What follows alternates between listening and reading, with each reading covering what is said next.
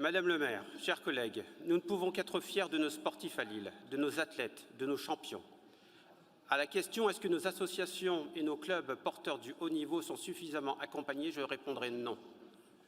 À la question « Est-ce que l'OMS s'est saisie de la réflexion quant aux mesures à prendre pour porter nos structures lilloises ?» je dirais que oui.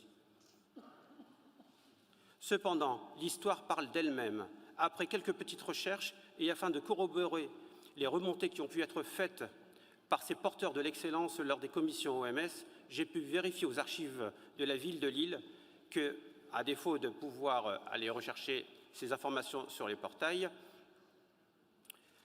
que les dotations ont été rabotées drastiquement depuis l'arrivée de M. Gauthier en 2014. Il avait en effet pour projet de supprimer cette dotation de haut niveau. En effet, c'est ainsi qu'en octobre 2014, Anthony Gauthier annonce un plan de sortie progressive de ces dotations. Moins 50% en 2014, moins 75% en 2015 et plus rien en 2016. Il a fallu l'expression d'un fort mécontentement pour qu'en 2016, cette dotation soit maintenue à hauteur de 50%. Ainsi, cette commission haut niveau, portée par l'OMS, réfléchit aujourd'hui sur les mesures que la ville peut mettre en place afin d'accompagner au mieux nos sportifs et nos structures porteuses du haut niveau. Il a été annoncé, bien évidemment, qu'il ne fallait pas rêver et que les dotations ne seraient pas augmentées au désespoir de ces porteurs de projets d'excellence. Une subvention figée dans le temps, à l'image peut-être de vos projets pour la ville. Bien évidemment, cette délibération aujourd'hui entérine l'accompagnement de 3 structures supplémentaires en qualité d'associations sportives de haut niveau. Cette reconnaissance est la bienvenue et je m'en réjouis. Mais vous comprendrez que la ville ne doit pas s'autosatisfaire et copier, mais se dépasser plutôt et servir d'exemple.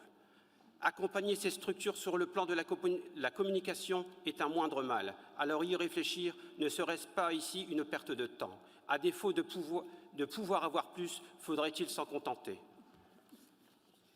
Il aura fallu près de 3 ans afin d'établir un office municipal des sports qui, je le rappelle, aurait été plus pertinent et plus efficient à être indépendant sur le plan associatif. Une indépendance que j'ai toujours défendue et que finalement Mme Sarah Sabé avait fini par espérer au cours d'une allocution devant des structures associatives. À Lille, nous avons le LOSC et nous pouvons être fiers de cette équipe lilloise et métropolitaine. Mais n'oubliez pas que nous avons aussi le basket, le hockey, le tennis de table, le futsal, le handisport, la boxe, etc. Je rêverais que notre équipe de basket soit en Pro 1. Je rêverais que notre équipe de futsal soit en D1. Je rêverais, nous rêverions que nos clubs sportifs lillois puissent aspirer un jour à arriver en équipe nationale. Oui, il est permis de rêver, mais à toutes ces questions, il faut des réponses. Notamment une réponse à la question que je vous avais présentée au précédent Conseil et pour laquelle, comme dans vos habitudes, Madame le maire, vous n'avez apporté aucune réponse. Enfin si, je vous cite, « Ce n'est pas l'heure de parler de la politique sportive à Lille ».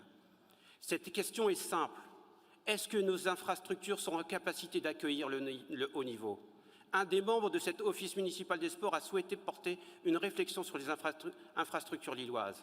Une réflexion que tout le monde opère, mais que vous, majorité, occultez. Certainement pas par naïveté, mais pour la simple et bonne raison que vous faites le constat de votre retard en termes d'infrastructures, à un tel point que Lille n'est pas prête d'accueillir et à porter le haut niveau.